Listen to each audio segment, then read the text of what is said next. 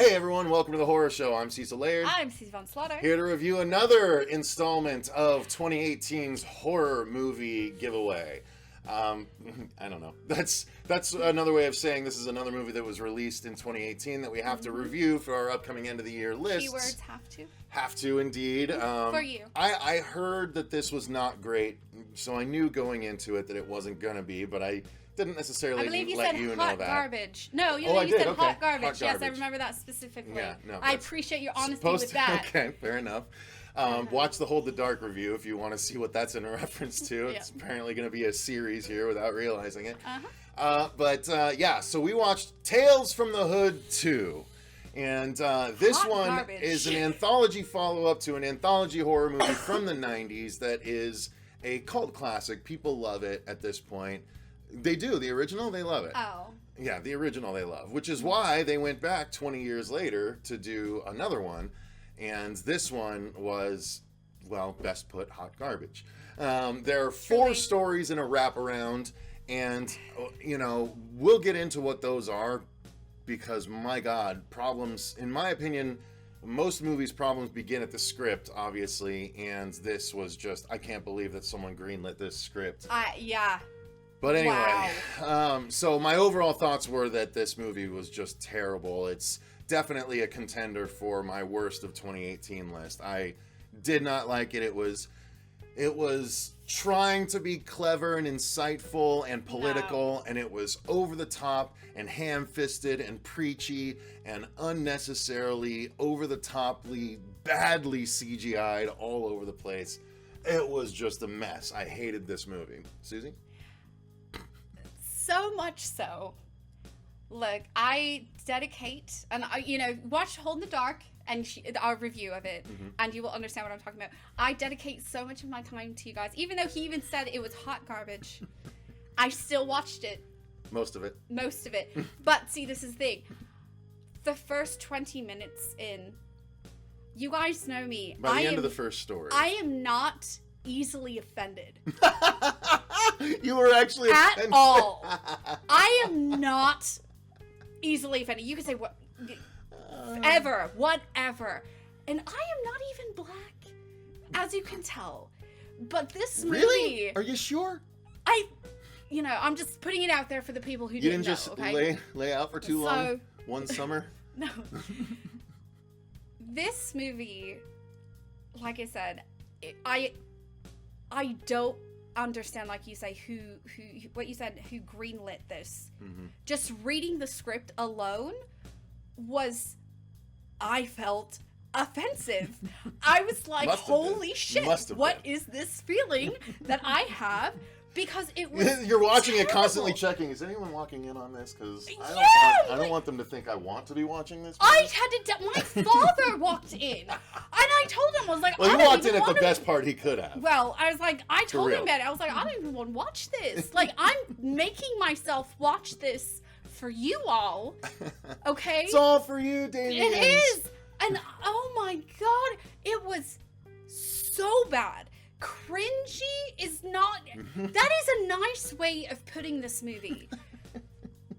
You're not wrong. So beyond cringeworthy. I've never. My bottom lip almost ate my face. I have never. I was like, in my life, the entire time of doing this show, the entire time we have been doing this show, I have never once not finished a movie. Like, refused to finish a movie. Can you validate that? I've never done that. I mean, I can't even though attest to it. I wasn't there every time, but I believe you. But like with every movie, I watch it no matter how much I fucking hate it. Even Jaime's movies. I already know going into it, it's gonna be fucking garbage. Just fucking garbage, okay?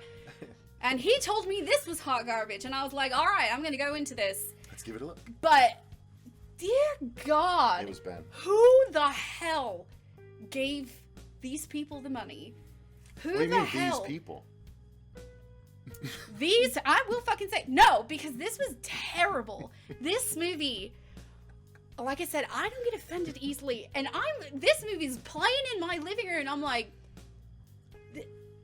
I felt like I was on Punk'd, like Ashton Kutcher was gonna jump out, and it was so bad. Let me just say that we are both keenly aware that we are two of the whitest people on the show reviewing this movie. Right. But I was equally as offended. I thought that, and I'm not even trying to be like White Knight offended. I was just like, it makes me uncomfortable to hear that phrase and words so much, and to have so much straight up, because this movie tried to be so much more political than I felt the original did, or maybe the message on the original just was lost to me, but this one again was so much more ham-fisted in its delivery of its messages that it just was super cringy, like you said, to watch, and like to hear all the N-bombs and like the way that they tried to acquit themselves of using those N-bombs was so bad. Like, it was so uncomfortable.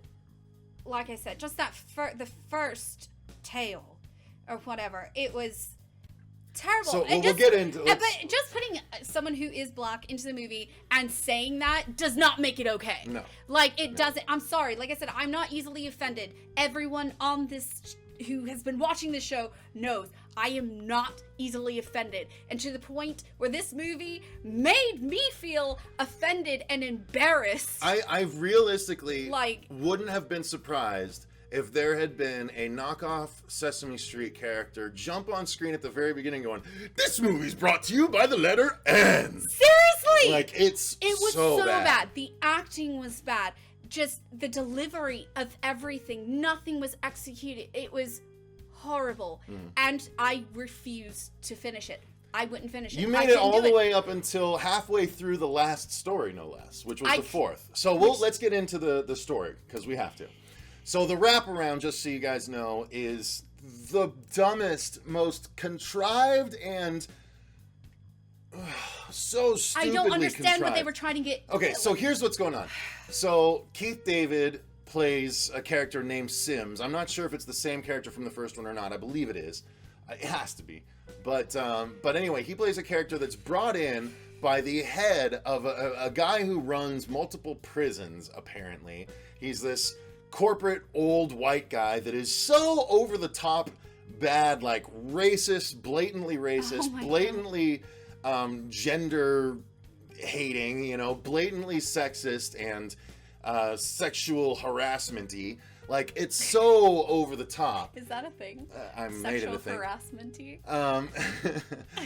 But it's so terrible, and the reasoning for bringing Keith David in is because they have invented an AI, like an artificially intelligent police robot that he is brought in because it learns from stories. So the stories that you tell it make it learn who is incarceration worthy and punishment worthy and whatever.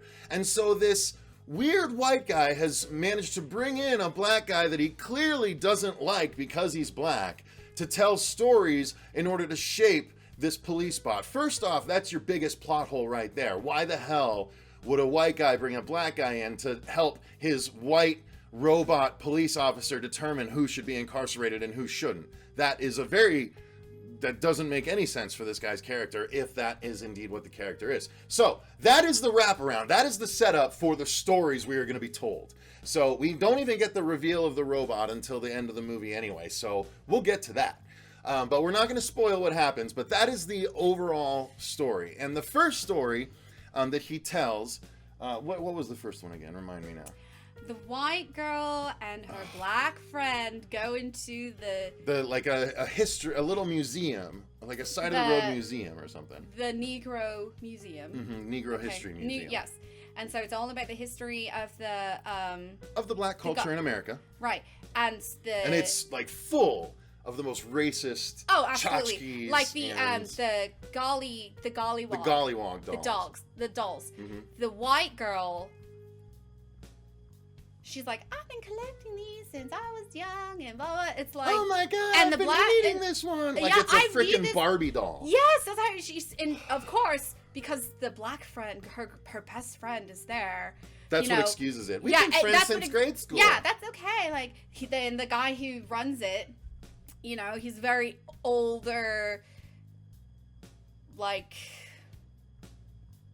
Learned.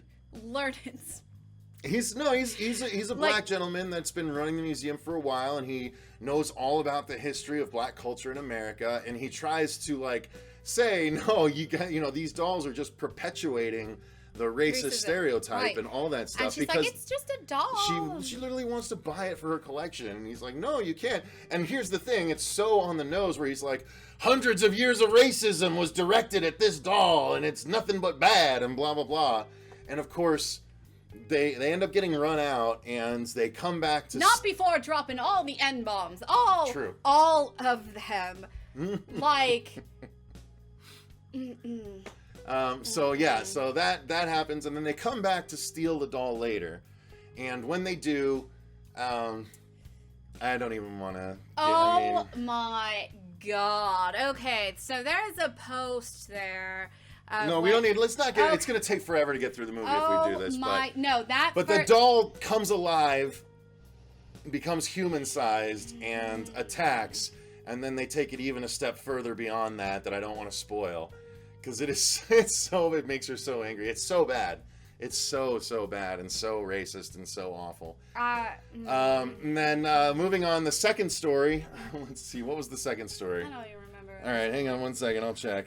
So the second story is about gangsters. And this is basically they're trying to interrogate. It's a bunch of black gangsters trying to interrogate another black guy and find out where money has been hidden.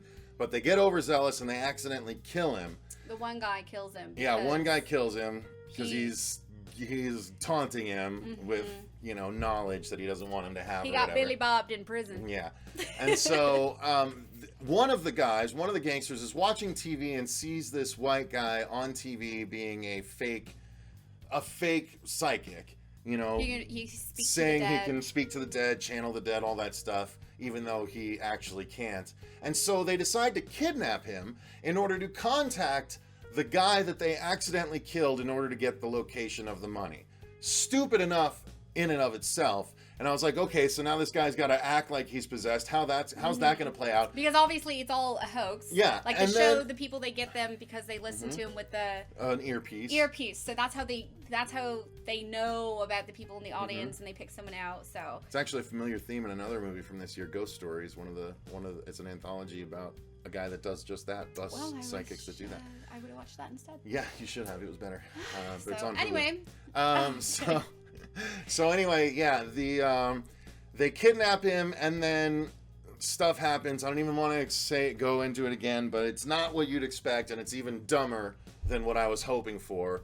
So it was horrible. So the third story was about two young dudes, again, a young white dude and a young black dude, who are going to... Is that somehow okay? Going to a party to hang out and drink with two girls who they told they are Hollywood producers. So they're going there under lying circumstances. They get there and, they're talking to the ladies and drinking. They make them a couple drinks and they spike the drinks like right away. And one guy like kind of smiles like, oh, I know what he's doing. And then they take them upstairs and they set up a camera on one bed. Like they're going to do all kinds of stupid stuff and they're going to rape them on camera and all that. And one guy's like, maybe we should get the whips and chains. And his friend's like, bro, you really got to check yourself. You're going to beat these women when they're unconscious? Let's just fuck them instead. And then they like high five, and it's like, it's the worst script you can ever imagine for a movie. It's so bad. Like, I get that they're trying to be tongue-in-cheek, but you can be tongue-in-cheek and clever. I would honestly go as far as to try to have this movie removed from Netflix and from any platform. Honestly, I would. It's so bad. That's so... No, there are worse, but it's really bad. That. So that one, then the girls aren't quite what they seem, and I'll just say that when the camera's on them, everything but their bikinis disappears, and so that happens. Bro? Something. What's wrong with your camera? What'd you do? Yeah, something we've seen in a million movies before and done just much worse. And then the final story, which was the most over-the-top, political, preachy story of the bunch, where there's a black man who is a Republican who is helping an older white senator run, and all of his that's black right. family and friends are against him doing it because he's helping the man and he should be a Democrat like all of them. And he's like, we can all have different opinions. Like, he actually had the right opinion. Even though he Right. was backing the wrong guy, he had the right opinion saying, we can all like different people. Well, we don't because all have to like the what they same were thing just doing because we're is black. that they were But by the end, they're like, no, you got to do it because you're black. Yeah! I didn't... Oh, my God. They, Like, that made no sense to me. It was Like, regressing. sacrifice, It you was must seriously sacrifice. regressing the race discussion years, in my opinion. Like- And that might be an over the top statement for some of you guys, but it really was ridiculous. It felt to me like they're like, no, you have to. I get that the theme was sacrifice. You have to be willing to sacrifice the things you want for the greater good of your people, but it's so poorly done and just antagonistic and unintelligent and so frustrating. Yeah, I forgot I did see that part. Oh, you did? I did Okay. watch that. I did. Oh. Because, Martin Luther King showed up. Yeah. And, like, Emmett, whatever. Yeah, he was... I'm gonna throw up. This is... It's really bad, terrible. guys. It's terrible. It's really bad. And then it goes back to the wraparound to wrap everything up, and it's so stupid. And honestly, I don't even want to talk more about it except to say that the effects are garbage all throughout the movie. It's cheesy CGI, not even fun cheesy, just stupid cheesy. We could have made these CGI effects probably a little bit better with some time. It was just horrible, dumb. Story's bad. Acting is bad. Effects are terrible. Just not worth your time. Skip. I would put, like I said, more effort into having this movie removed. Seriously, I would. I don't even care. It was so so bad. offensive, like, all around. And I'm not easily offended, but that was bullshit. That was absolute bullshit. Hot garbage is a compliment to this You're not wrong. fucking This of was cold, shit. fetal garbage. It was absolutely terrible. Yeah. Bad. I'm done. All right. Thanks very much for watching, you guys. Until next time, I've been Cecil Laird. I'm Susie Von Slaughter. Watch Tales from the Hood 2 at your own risk. And until next time, remember, stay scared.